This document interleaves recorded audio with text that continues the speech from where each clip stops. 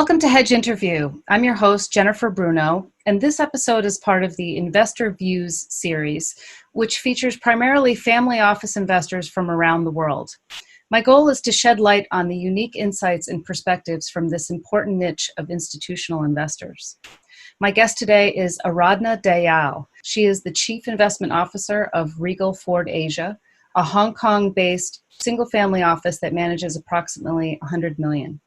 Aradhna is also the founder and CEO of Access Alts Asia, an investment club comprised of 350 of the world's largest family and institutional investors with about $1 trillion in assets. She's also a board member at Move for Migrants, an aid organization that empowers minority and migrant communities globally. Thank you for joining me today, Aradhna. Great to be here, Jennifer. Thank you. That's an impressive list of duties. You must be very busy. Add to that, being a mom to two feisty teenagers, it does keep me very busy. Wow. So tell us about Regal Ford Asia. Tell us about your family office. What do you focus on in terms of the investments that you typically look at? Yeah, so Jennifer, Regal Ford Asia is my family office that I set up about 25 years back in Hong Kong. My family is originally from India. It was a landowning family, and my father decided about 25 years back that I should move some capital out and actually start investing out of Hong Kong. That's what I did. We primarily focus on real estate. We do everything from agriculture to industrial to commercial to high-end residential. And we've done about 18% annualized for 25 years. So we have a fair bit of street creds in the market. Okay. And so tell me what it's like managing this office as a woman. What are some of the challenges you face? Well, Jennifer, when I set up my family office about 25 years back here in Hong Kong, I have to say I was probably the only female CIO on the street. I would walk into these rooms full of very tall men in gray suits, and that would be terribly intimidating. No one was ready to take me seriously. I was 20, I was a woman, and I was 5 feet tall. And I really had to work hard to earn my stripes. And that's why I decided that women always have three weapons. So I decided to pull those out, and they really were knowledge, be smarter than everybody else on the table, network, women are great at that, and never take no for an answer. I think that's done rather well for us, and we, as I said, we had good returns, and today we have a fair bit of street creds, as I said. And so you had mentioned that you're seeing more female directors on boards, and that's an important trend as well. Not as many as I would like to, probably, Jennifer. I'm passionate about it. I feel that, and I've done a lot of study on that, and I feel that there are a lot of women who start out, on very, very promising career paths early on, and somewhere when it comes to sort of, mid-senior level, they seem to start disappearing. And the reason really is that some of them get married, some kind of, have kids and take a break, and that momentum, leading towards senior positions, particularly board positions, gets broken. And I think there's also a lot of unexpressed bias against having women in senior roles. That's changing in my business, which is fantastic. And I have a great network of mentors and amazing, female CIO leaders that I love. Good examples are, Maria Kozlowski at IFC, Lynn Niguan at OPIC, Kim Liu at Carnegie Mellon. So many of these women are really changing the path, but there's still not enough women. So I'm passionate about it, and to all my portfolio companies, I say, please have at least one woman on a senior management role, and at least one woman on your boards. Is it helpful coming from a family office that you're able to encourage that trend? Yeah, certainly. I think that, women can be great mentor to other women. And I think that women in today's world really understand that. So, we all try our best. But I also have to say that, a lot of men these days are absolute fantastic champions of that. So I've seen amazing men around me, including my husband, who's always encouraged me and allowed me to kind of, follow my dreams. Also, my father, I think, who raised me, just a quick word on him. He always taught me to be fearless. He always taught me to, tread my own path. And he always pushed me to really, achieve excellence in everything. And I think women are great multitaskers, so they really help each other. I think whether you come from a family office, background or not, you can always pull other women up.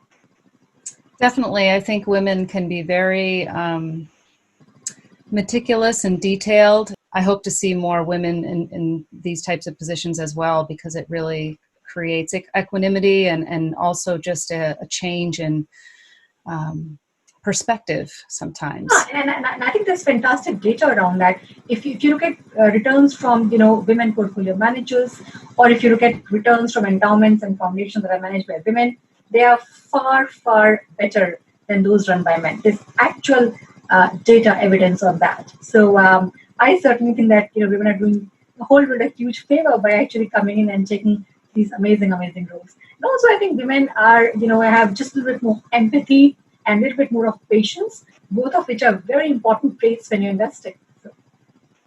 I wonder if it's an issue of time as well as opportunity. Sometimes, women being stretched thin in terms of family as well as professional responsibilities. Yeah, no, you're right, and that's a very good point. And I'll, if it's okay with you, I'd like to talk about, a personal, experience that I had and how that changed my mindset towards that, and how, I was able to develop my own philosophy of actually doing it. So, about 4 years back, when I was setting up Axels Asia, I was really nervous. I never left home much. I read about my husband, my children, and I was really struggling to kind of take the leap, so to say. And I remember one night, my 17-year-old son, who actually is my best buddy as well, my partner in crime, crept up to me and said, "Mom, I'll say two things to you. A, you'll be very successful. And B, you need to go into it like a man." And I did not understand what he meant at that time. I just laughed. But I understand that now, Jennifer. As women, we try and be perfect at everything. We want to be perfect moms. We want to be perfect wives. We want to be perfect daughter-in-laws before we are perfect professionals. If you think about it, men don't have any such compulsions.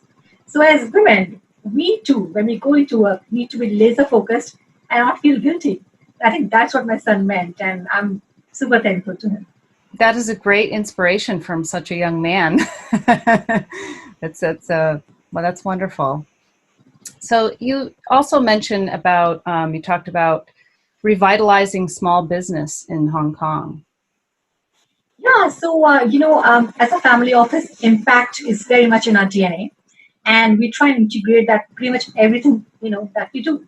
So, about 10, 12 years back, we thought that, look at this amazing entrepreneurial environment that's in Hong Kong, and that lends itself to amazing small, new, eclectic new businesses that are coming up. That could be in the areas of, wellness, tutoring, education, security, technology startups.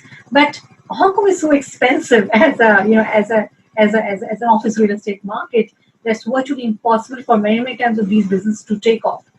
So we started looking at old disused industrial buildings and thinking, why can't we revitalize them? Why can't we turn them into eclectic, loft style, very creative offices for these new age businesses? And that would really save them thousands of dollars in rent. And so we got the government blessing and actually started doing that. Today we are seen as a pioneer in that, and I have to say that we feel extremely happy that we've been able to create a real residence, a real home for many of the small businesses of Hong Kong to actually operate. And interestingly, we've done, as I was saying earlier, we've done about 25% annualized, on those investments, which goes very much to show that you don't really have to sacrifice impact, to make money. You can do both. And what's your process for qualifying the right, I guess, building and tenant? And you must have really honed that by now, since you sort of know what would work, especially since it's such an expensive area. You know how to find the right fit. Yeah, so Jennifer, that's actually an excellent question, and I found the answer to that. About 25 years back, when I would sit on these cap tables with these amazing other families and typically run by guys and amazing guys, very evolved. But they would love to take helicopter tours to kind of, see, to scope out an area and sort of see what was happening there. I would put on my sneakers and go walk for a week. So we have the same philosophy even now. Whenever we are scoping out an investment, we would walk the area on foot, our entire team. I would put on sneakers, my dirtiest t-shirt, and we walk the area for weeks. We know every building, we know every watchman, we know every tenant, we talk to everybody. So in the process, we end up getting better insights and better deals than anybody else. And often, when I'm having drinks with my friends, they say, how did you put that together? And I'm like, dude, because when you were taking a chopper too, I was walking. So it just goes to show that there is absolutely no replacement for grassroots level work. Right. And are there, risks do you have a process to sort of avoid? What do you look to avoid as far as risks? Yeah, so I think that we are very good at understanding macro trends, and we never try and go against them. We invest globally, really, in real estate, and about 5 years back, we started narrowing down, on areas that we did not feel very comfortable with. We divested out of Middle East. We brought back a lot of investments from the US as well, and we realized that Asia really is the next kind of growth center. So I think in many ways, if you make the right macro call, that probably is your best risk management. And you mentioned how the importance of building relationships in China. How has that impacted your investment choices, and how do you make that bridge? Yeah, so that's actually another excellent question. So Jennifer, I truly believe that investments today have become a global business, right? Historically, families like to invest in their own geographies and around their own core businesses. But increasingly, I've found that my friends in the Middle East or in the US really, really want to look at Asia, very much as we want to look outside Asia, right? So I think that what's really missing, in my mind, what was really missing, was that trusted cross-border conduit that we could use to access opportunities in different parts of the world, and also understand the local dynamics in those markets. I think that's super important. So, and that's really one of the reasons why I set up Access All Asia. It's an investment club. It's essentially a network of about, as you said, 350 family offices and institutions. And we all, share ideas, talk about different opportunities in our markets. And I feel that, together we're able to invest a lot more intelligently than what we would do individually. That makes so much sense. How does that group work? How often do you meet, and how do people join your group? So, it's a membership-based club. It's really, by invitation. Initially it was already my friends, people we've had relationships with, for almost 25, 30 years. We also really deliberately brought in families, who are in different geographies and different sectors. So, for example, we have supply and logistics families out of Jordan, or we have trading families out of Dubai, or we have oil and gas families out of Kuwait, or we have large retail families, I can't name them, out of the US, or we have some amazing, tech families and healthcare families out of Boston and Silicon Valley. And then in China, we are very close to all the strategics, such as Tencent, JD, Baidu. Because if you think about it, pretty much all the investments now happen through these strategic investors.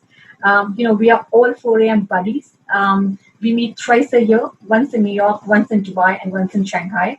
I don't know when we can meet next, but it's a very collegial, fun group. We're all 4 a.m. buddies, and it's just so much expertise within the group. It constantly floors me to have these amazing people, which keeps me young as well, which keeps us all young. So that's great. That must be such a great reference network, especially when an oil and gas family, for example, and you're evaluating something and to get their input potentially, or just if you wanted to include something in your portfolio that somebody else does really well. It's such a great, almost like a research base of sorts in a way. Absolutely. And I'll give you a few examples of that. So I remember a couple of years back, we looked at this amazing, cross-border payments company, through a large fashion apparel family that we knew, on the West Coast. They move about 6 billion globally, to their suppliers and from their customers because they're based in the US. And they needed, an amazing, no pains, one email click payment gateway, and invested in that technology. And then they were able to open up to the rest of our networks. That was very beneficial. Last year, and that's a bit on the hold right now, but last year we tried bringing a regenerative cardiovascular technology from US, into China, and basically connected them to all the families there, the CFDA, China Academy of Sciences, etc., who are all our friends. That could easily be $1 billion business in the next 7 to 8 years. Wow. Very simple, I remember, we invested in a coconut water company out of Thailand, and one of the large, retail business in the US is actually, on a founding member of our club. And we just made one phone call, and those beautiful Thai coconut waters are now on all shelves in the US. So that's a great growth trajectory for all our portfolio companies. Amazing. It's all about who you know. Comes down to networking, really. It's so important. And so what are some of the new sectors and areas that one should look at to build businesses in China? In China, okay. Or anywhere, I guess. China, yeah. I'll talk about China and then I can talk globally, because as I said, investing really is a global business now. I'll talk about China now. Many of us in the Western world, I'm sorry, I'm in the Eastern world, but many in the Western world are really discounting China because they kind of feel that post-COVID-19, China is going to lose its sheen, it's going to lose its clout on the world stage. But they really have to come to China to see the dramatic pace of digitalization, that's happening there. China has the advantage of still being the world's largest, demand engine. It has the largest personal savings. It has the largest number of factories. So it's not going anywhere, really, right? It just needs to pivot. Another thing that people don't realize is that there are going to be new massive opportunities coming out of China. China has just announced a $5 trillion plan to build a digital economy, right? And the first part of that is going to be building a digital infrastructure. They're building smart cities. They're building virtual consumerism, and they're launching a new digital currency. You must have heard about that. There's going to be a digital RMB, and many in the world are actually asking if that's going to be a threat to the US dollar. So there's a lot happening in China, and I would say that as a global family office, that market should certainly be on your radar. Don't let go of that. Coming to investing globally, I feel, Jennifer, that this is really an unprecedented, opportunity for family offices to really move away from their traditional businesses and start looking at investing in areas and technologies that could power the new world, really, post-COVID. You and I talking on Zoom, we're not meeting, as you know. So the way we live, travel, recreate, connect with people is all going to change significantly and dramatically in the next 5 to 6 months. And I think that would continue on. So, looking at technologies and sectors that would really power the great reopening and the great, safe back to work, safe to school, well-being. These are all going to be amazing themes to look at. So within that, I would say, you should look at food and agriculture. Food's going to be huge. Yeah. Pretty much all the families I know are investing in food in some way or the other. Healthcare, because well-being is on everyone's mind, all the way from vaccine to telemedicine. I think it's going to be a dramatic, area to kind of invest in globally. Then, very interestingly, I think looking at the future of work is very important. I mean, look at us. We're talking on Zoom. So, virtual desktops, what kind of technologies can really, make the whole future of work easy, right? And I'll give you an example. It can be done in many ways. I'll give you an example. We like deep tech enterprise sector very, very much. I'm not a technologist, so I don't understand the technology behind it, but I like the sector. And a couple of years back, we invested in a company called Uloid, which is actually a very interesting one-stop ID, identification management platform for factory workers, non-desk workers. So what's happening post-COVID is that they have added, so basically, if you're a factory worker, you just by using facial recognition, your employer can know everything about your employment history. And now they're adding things like temperature scanning, contact tracing, your previous work history. And so essentially, as I enter that factory, my employer knows everything about me and I can safely go back to work. So I think those kind of technologies are going to be a game changer. And as family officers, we should all be looking to power some of those amazing ideas. And do you think that now for real estate and traditional, when you talk about technologies like Zoom, how we're meeting now and changing in the post-COVID world, how do you see this impacting real estate in the traditional sense of commercial space? Yeah, so real estate tech is actually a very, very big area, and a lot of families, whether they're real estate families or not, are actually looking at it. Think about it. Your commercial and even residential spaces can completely transform if you start using robots, right? So it becomes a no-touch, kind of a building management system or cleaning system. It can completely change if you put temperature scans and contact tracing, like what I was talking to you about the our company we invested in. Or think about technologies that can cut your energy consumption to 1/3 and actually make your buildings green. So I think all of these technologies are actually going to transform and add so much value to the real estate we're all holding now. So I think that's a great question and definitely something to watch out for. Now, I know you said that you're interested in technology, but you don't. I understand you're not tech savvy. But what do you feel, even just generally, about when you mentioned the U.S. dollar earlier?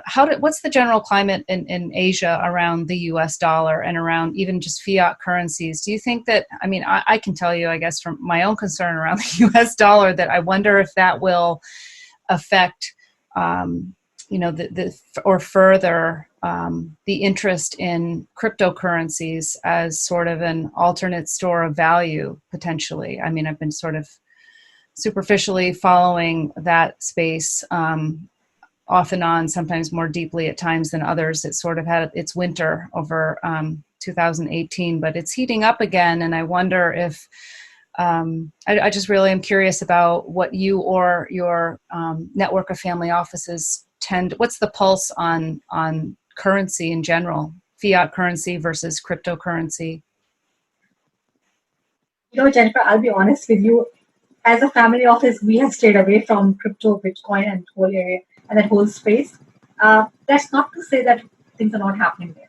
I think it's a very exciting field, and some of my very, very smart friends, including Tim Draper, who I was speaking to last week, absolute believers, and they feel that crypto is going to come and change the whole the whole world, just like internet did maybe 40 or 50 years back. But I think they're slightly more advanced and they understand it better. And I think that they're able to make informed decisions, informed investments in that. I don't think I'm at that level. So I've not made any investments in that yet. You're going to take a backseat approach and kind of watch what happens. Maybe watch what plays out for a while first. Yes. I have to say I do have my concerns on that, and maybe I'll get more comfort as I see China's digital currency, which is obviously in our backyard, actually take shape. Maybe I think what's really happened up till now is that we haven't seen digital currency that's actually backed by governments and by state. And to me, that's always a red flag. Remember what I talked about earlier, that we love to follow the kind of macro themes, right? Mm-hmm. So I think because central banks and governments have really not come out and supported many of these currencies. In fact, they're at odds with digital currencies like that. So I've never quite had the comfort to actually go with that. We live in Hong Kong, so we love the US dollar. We are pegged to it. Well, that's good for us. Certainly good for us too. But having said that, I think this is the first digital currency in China that's actually being backed by a government. And I think it's only a matter of time now that pretty much all governments will look at China, including US, and will actually come out with their own digital currencies. So I think if you ask me the same question 2 years later, perhaps I will be invested. Right. That makes sense. So now shifting gears a little bit, tell me about your foray into, or your not so much of a foray, but your deep experience as well in impact investing and the groups that you're involved in and your experience. Yeah, so as I said to you, Jennifer, earlier, my family, starting with my grandfather, were very, very, impact minded, and it's reflected in pretty much everything that we do. My grandfather, who owned about 200 or so villages in rural India at that time, was a Bill Gates of his time. He really gave away 80% of his wealth to the people, and left the remaining in a charitable trust. So, that's very much in our DNA. My father really spent a lot of time raising me. I think in many ways, he raised me to kind of, continue the family's legacy. And so I think that impact is very deeply, ingrained, in our mindset. Apart from the investing that we do, that actually where we try and always keep in mind how it benefits the community. A few other areas that as a family we are invested in heavily, and by that I mean emotionally, are areas of children, education, and children's health. I think that when children are educated and they're healthy, they can change the world. I think another area that's very, very close to our heart is migrant and minority communities and their inclusion in the society.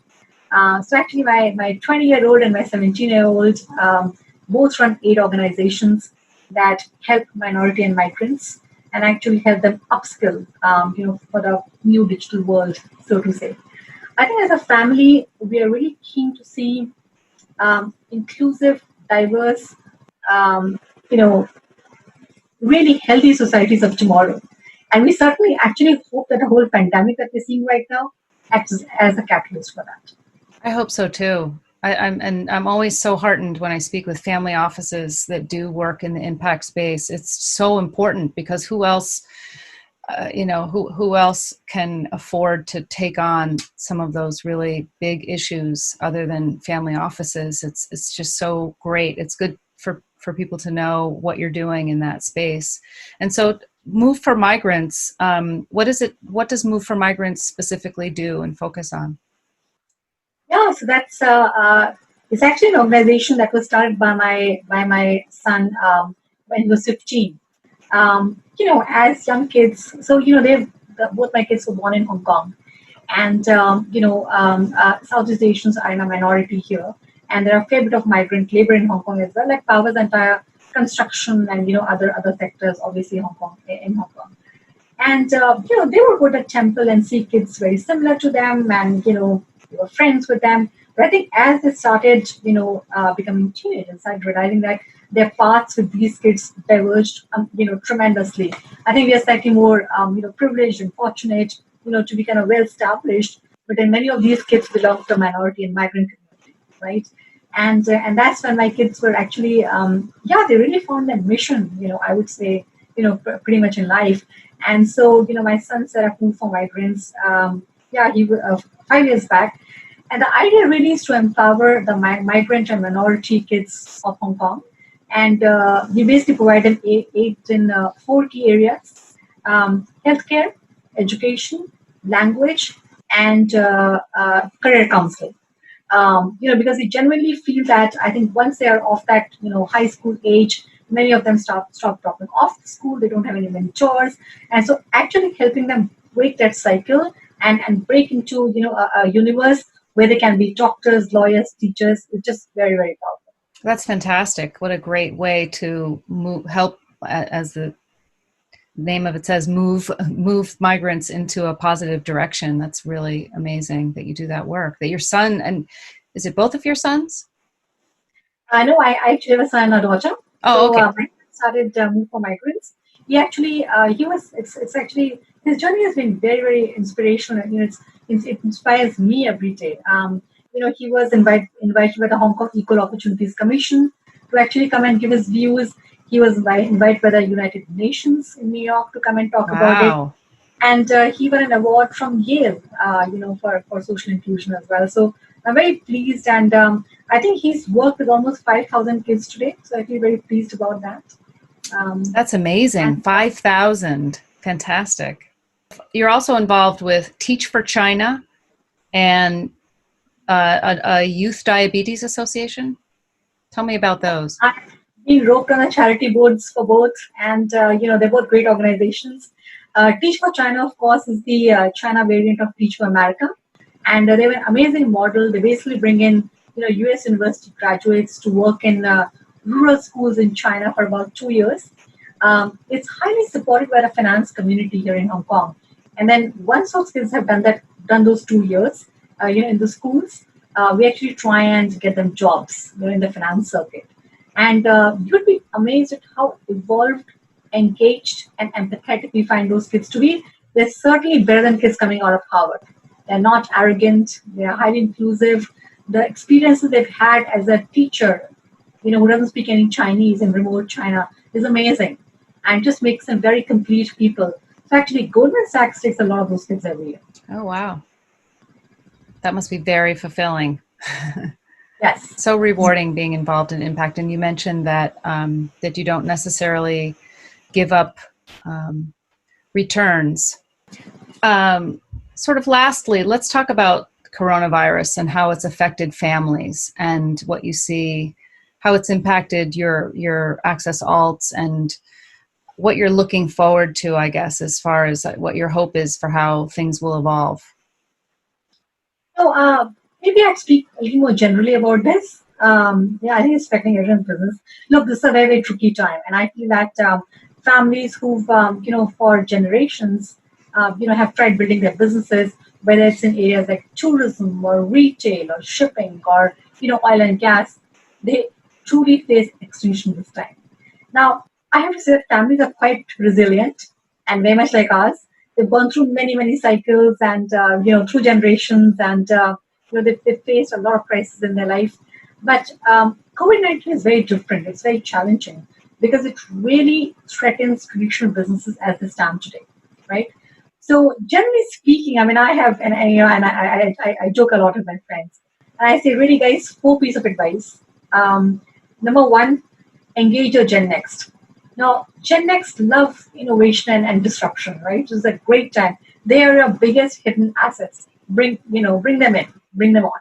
And typically they're bored with traditional business. So now it's a good time if they can actually come in and actually transform their businesses, bring them in, check their ideas.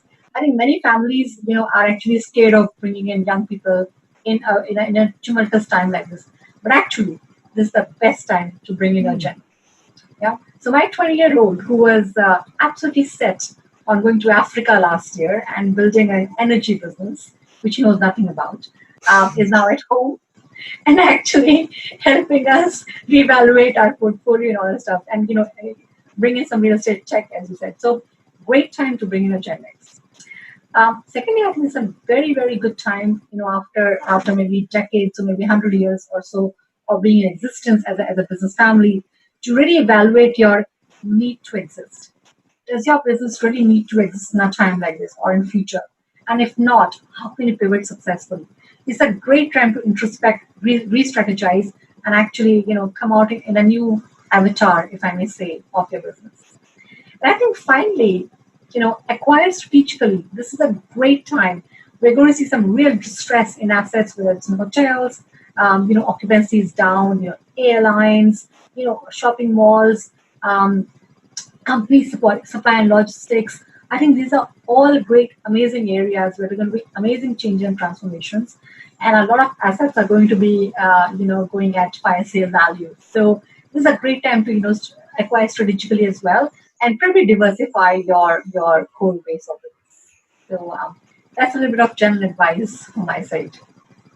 And I think we're all looking forward to this COVID-19 sort of evolving out of our existence at some point. I looked at the Spanish, I've looked at documentaries and research on the Spanish flu, and it looks like this type of pandemic lasts a year, between a year and a year to 2 years. So I suspect that when it finally sort of phases out of our existence at some point, it's going to leave lasting effects. I don't think that people will trust that there isn't something else around the corner potentially. I mean, I think in the US, the feeling when we'd see pictures of crowds in China wearing face masks, it seemed like, oh, that's so that seems unnecessary. But now it seems very necessary. They're very Asians are ahead of the curve as far as anticipating an outbreak, especially in a global environment. So maybe it's something that we'll all have to get used to. We'll have to get used to some new things. But as you said, some really exciting new technologies as well that will be really beneficial to transform all areas of our whole existence. So I really appreciate your time today, and thank you so much for your insights. I hope that your next gathering of Access Alts is going to take advantage of maybe some new technology and one of those new incarnations that we're talking about, so that things can continue to be productive. Thank you so much. I really enjoyed the conversation. Very insightful questions, and I look forward to speaking more. Okay, thank you so much, Aradhna.